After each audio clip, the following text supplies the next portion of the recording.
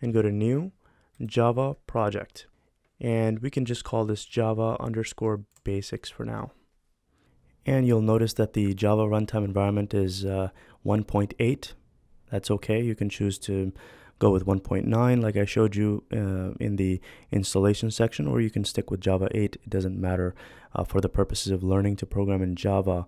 Java 8 and Java 9 virtually the same in terms of learning. When we get to the Java 9 chapters, that's going to be much later on in the course. I'll go over those differences. But for now, if you have Java 8 or Java 9, you're good to go. Next, just hit finish. And it's going to create a folder in our workspace wherever we chose. Mine is users/my name in the documents folder inside this folder called workspace getting started. Okay, and inside of this location you'll find that I have a folder called Java Basics. So expand that and you'll see there's not much there. This is the Java library. You can think of this as the entire Java language. So for you, this should say either Java 1.8 or Java 1.9. Either one of those is fine. Just make sure it's not anything below that, such as 7 or 6, because some of the features that we're going to be talking about towards the later half of this course are going to include those from the Java 8 and Java 9. So stick with the latest versions, which is 8 and 9. If you have the version 7 or 6 installed on your machine, just upgrade that using the instructions that I've provided as part of this course.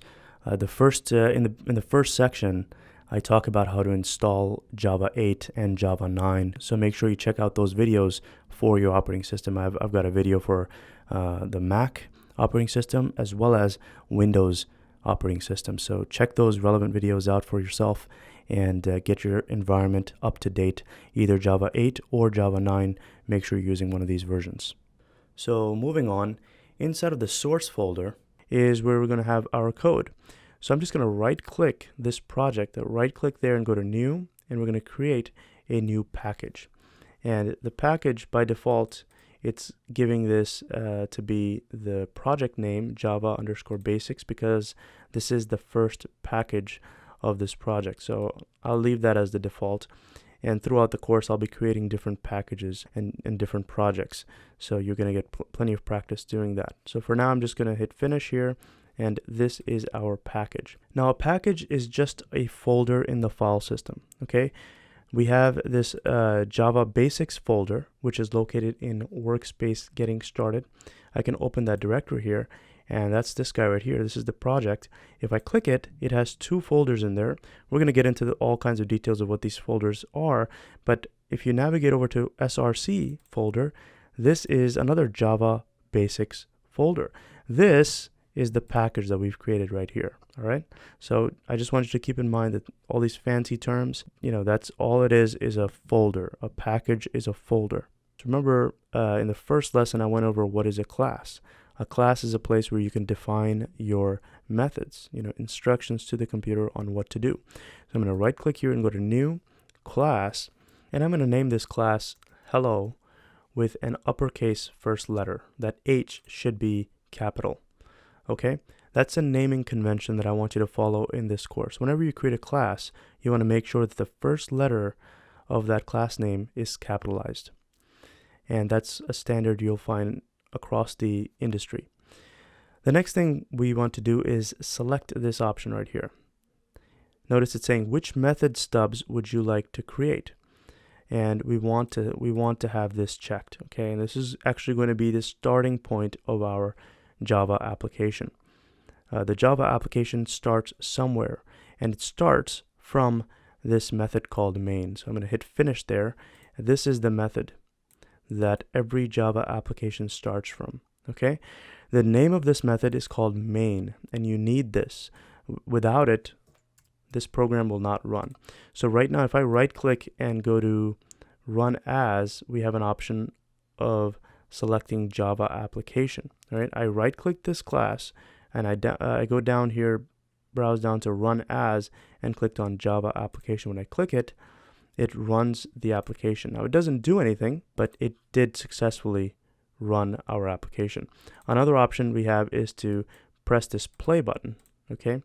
and it will run the application. Now, right now, it's not doing anything. If I remove this method from this class, and then I hit this play button, notice it gives us an error. It's saying main method not found in this class, Java Basics.hello. So it's giving the package and then the class, Java Basics.hello. So it's not able to find the starting point, the main method in our hello class. So it's saying please define the main method as, and it gives the signature of the method. And don't worry about these terminologies, the signature and method and all that.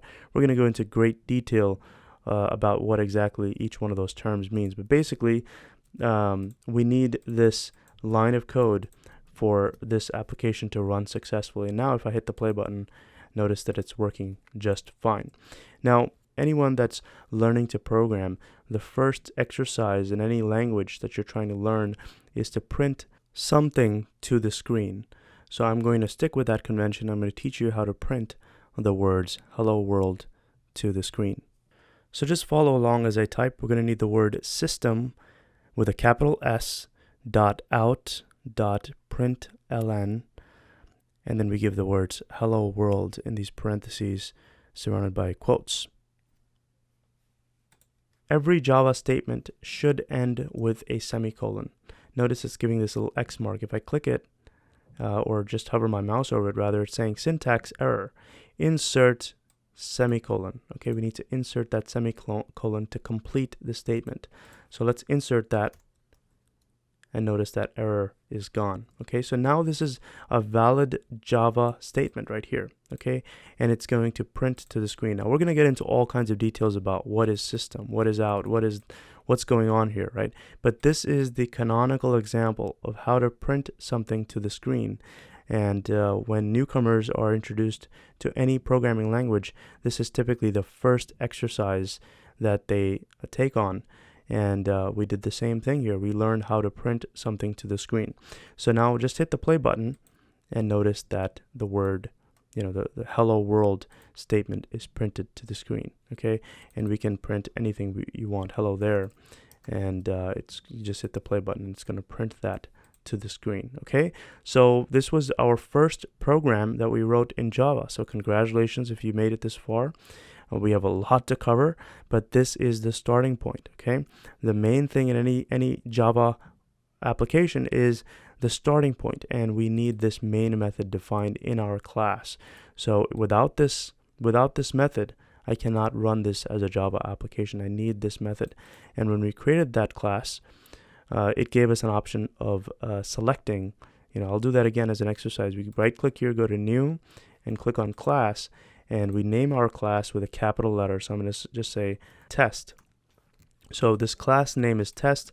The first letter is capital, and if we want this class to be able to run as a Java application, we need this public static void main syntax here. Okay, so we just need to select that and hit finish, and that creates our class with this method defined. Now these are just comments. This 2 slashes, these are just comments. I can write anything in here, blah blah blah. This is just code for other people to be able to read. When they're reading my code, they can just we can leave statements for them, hints to explain what's going on. We can actually, let me add a comment here back in our hello class. I'm just going to add a comment that says how to print to the screen.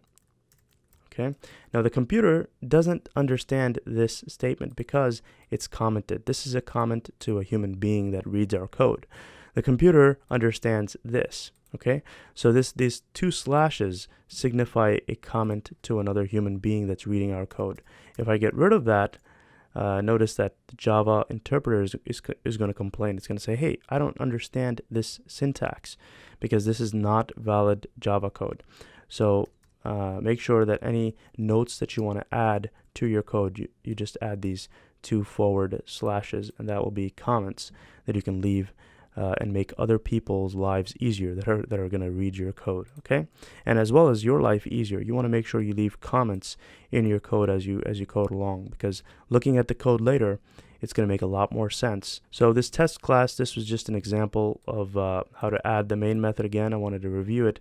Let me close this, and I'm just going to delete this class for now. We don't need it. And there you go. We deleted that class. All right, so I'm going to wrap up this lesson here. We have a lot to cover in the coming lessons, so stay tuned, and I'll see you soon.